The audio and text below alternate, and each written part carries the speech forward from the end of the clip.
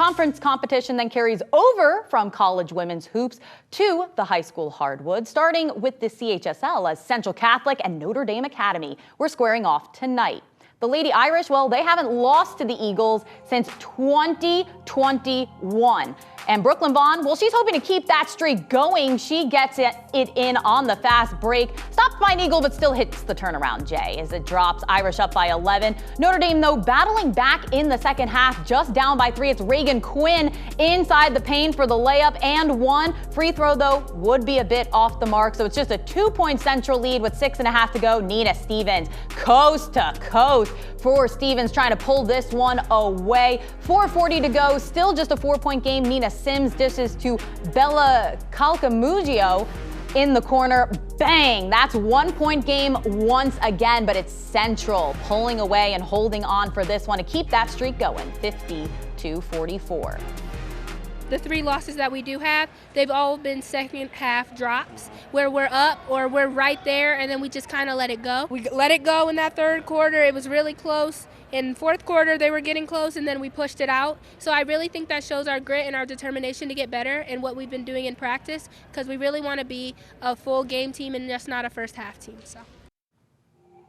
If practice makes perfect, then we have a perfect duo out there. With more to break down, Chris Schmidbauer and Sandy Brown.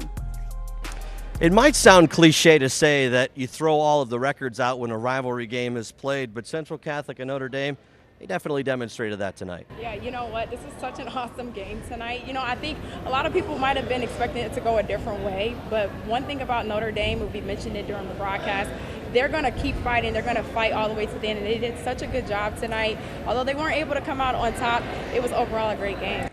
Well, Brooklyn Vaughn had 12 points in that first half. Give Notre Dame a ton of credit. They really adjusted defensively in that second half, made life very difficult for Brooklyn on the offensive end. But at the end of the day, she was able to fight through it, get some points, and find some teammates open for some shots as well. Brooklyn Vaughn just doing what she does best. You know, she's been here before. She's such, you know, an amazing team leader for that Central Irish team. You know, just knowing that, you know, they were sending her the double team, they were sending the triple team. She stayed poised, and, you know, she might not have had a few shots to fall early on, but she made sure she continued to get her teammates involved, and they did a really good job down the stretch, just finishing and closing things out. Notre Dame probably not thrilled with the way the game ended, but they fought all the way through. As Sandy said, you always know a Travis Galloway team is going to give you a full 32 minutes. We saw that tonight, just a little bit short, but lessons to be learned to move forward in the season with. Yeah, absolutely. You know, I would just say this for the Notre Dame team in general. You know, you have players like Reagan Quinn who were able to, you know, step up and be a spark for their team. Build off of that. You know, use that momentum to where, you know, you don't ever give up. You keep pushing forward, and you see it right there.